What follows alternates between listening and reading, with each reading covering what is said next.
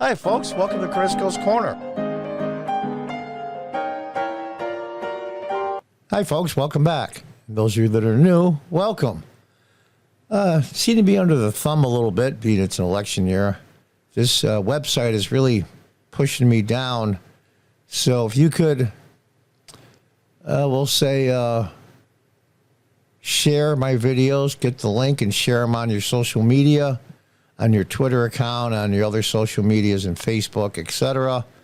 Maybe send them to friends and family, coworkers, just to get the word out so I can get some more viewers, because I've got almost 11,000 subs now.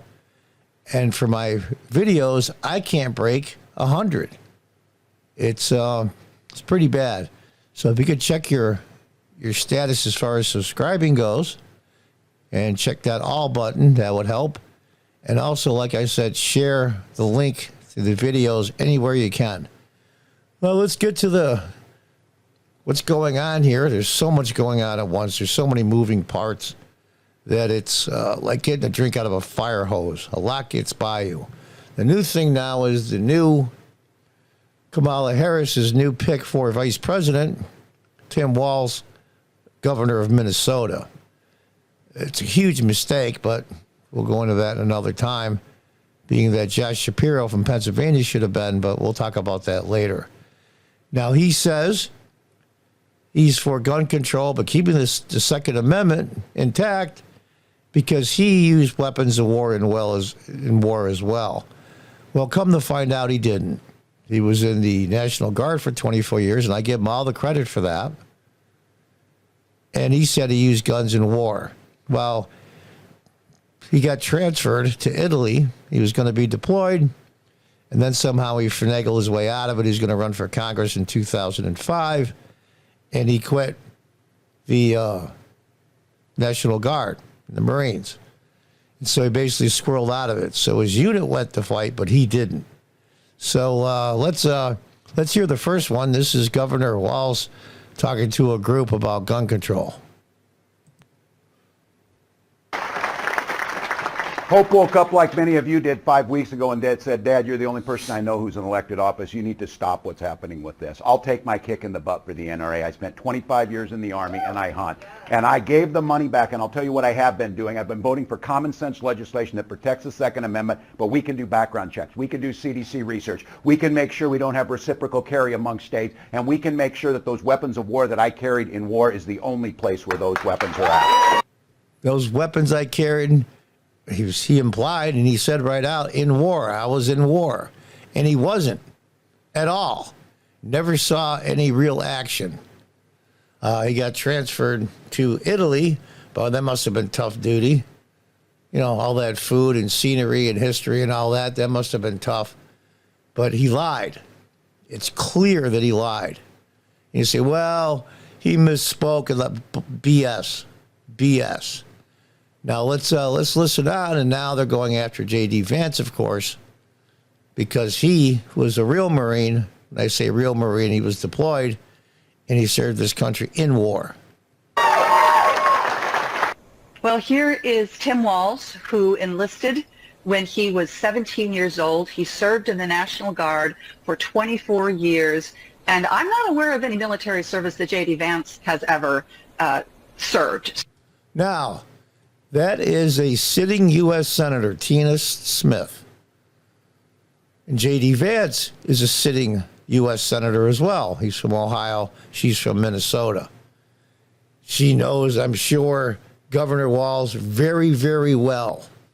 These people don't care what they say, if it's true or not. And when they get caught, it's like, okay, whatever. She had no idea that Walz never saw live combat action. And so she just said, I don't know any history of military service from J.D. Vance. Well, she's in the Senate with him. Of course she knows.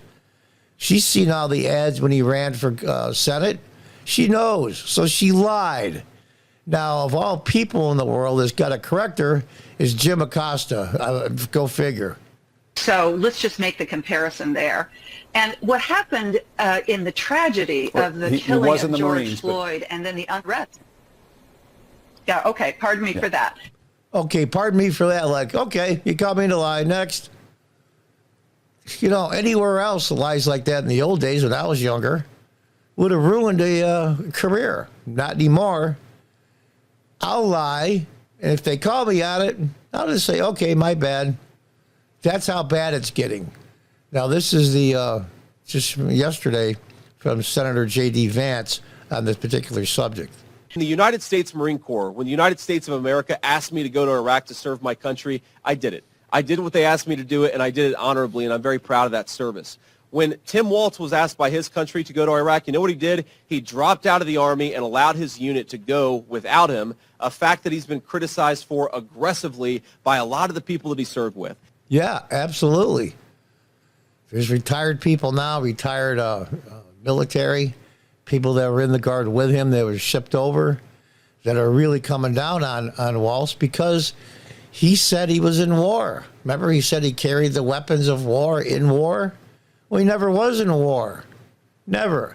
Doesn't take away from his 24 years in the Guard, but that's not the point. The point was he lied. He lied to make a point about gun control, and he lied because J.D. Vance also served his country. But he actually saw action, or real action. You know, real action when people are shooting at you action? J.D. Vance came from nothing. I believe he went to Harvard Law School, enlisted in the Marines, did his tour, served his country, came from nothing, and they're all over his case now. It's amazing to me. Let's listen to the rest. I think it's shameful. Yeah, it is shameful. Now let's talk about briefly why she picked Walz. When I say she, I mean Vice President Harris. You know, I'm not a political genius by any means. I did hold public office for 8 years in the early 2000s here in upstate New York as on city council. So I know a little bit about knocking on doors and campaigning, but this kind of level I've never been involved in, level nationally. Now, you can look at a map. Look at the electoral map. You don't have to be Sherlock Holmes.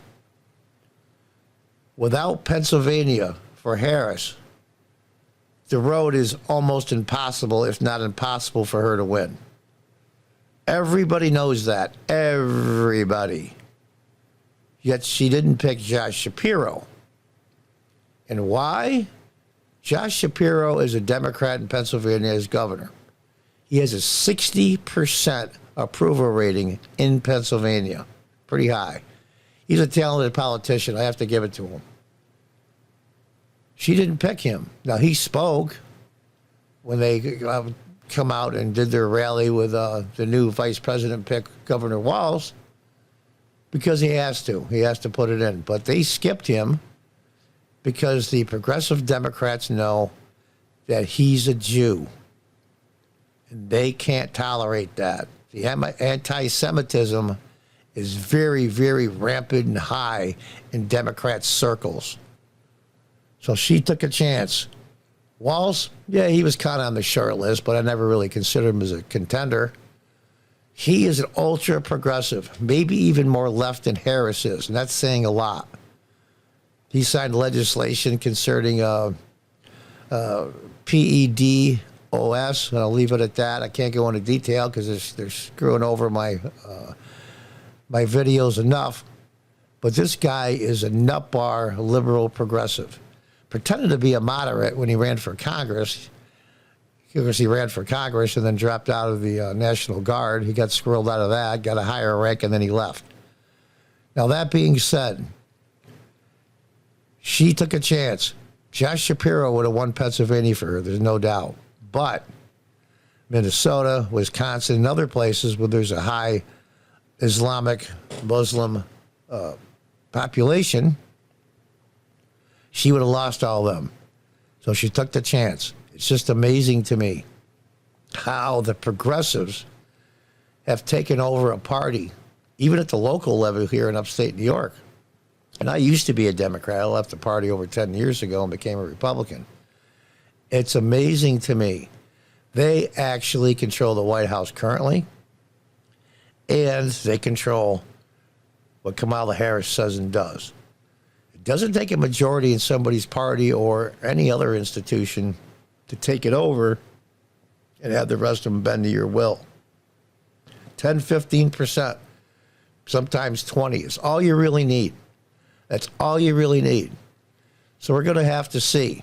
Now, he's getting a lot of heat for his, I carried a weapon in war, but there's so much more to get this guy on. It makes me wonder, did the Kamala Harris team vet this guy properly?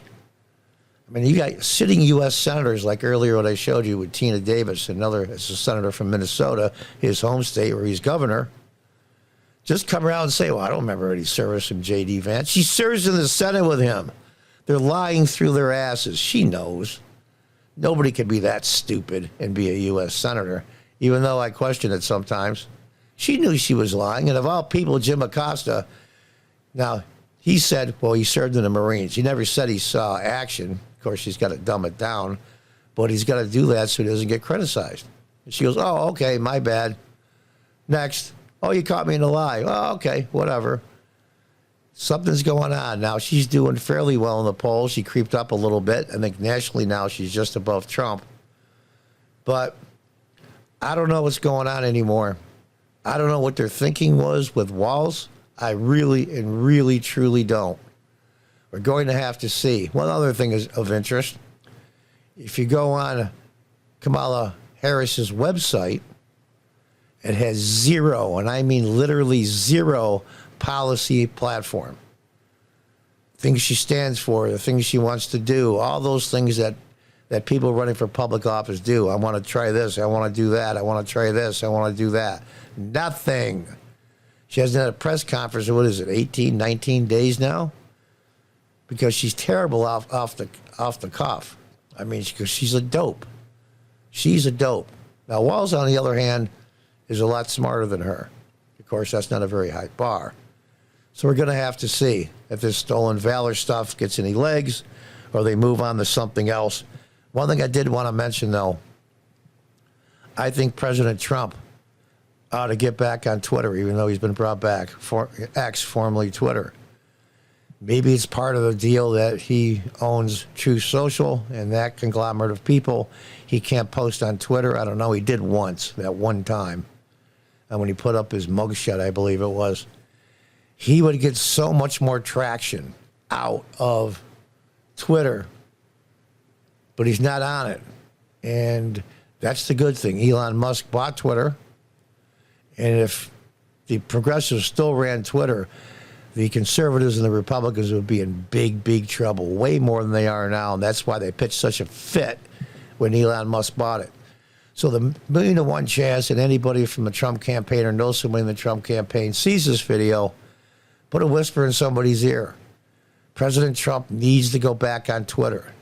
He can still post on Truth Social like he always does, but he needs the exposure. All his policies, his Agenda 47, all of that. Anyway, folks, we're going to have to see more bizarreness, more bizarreness. Now, they're going to have the real convention, the Democrats, coming up here soon in Chicago. Now, I'm old enough to remember the 1968 Democrat convention because I was a political junkie even when I was a boy. I was almost 12 years old. That November, I was 12 in 1968.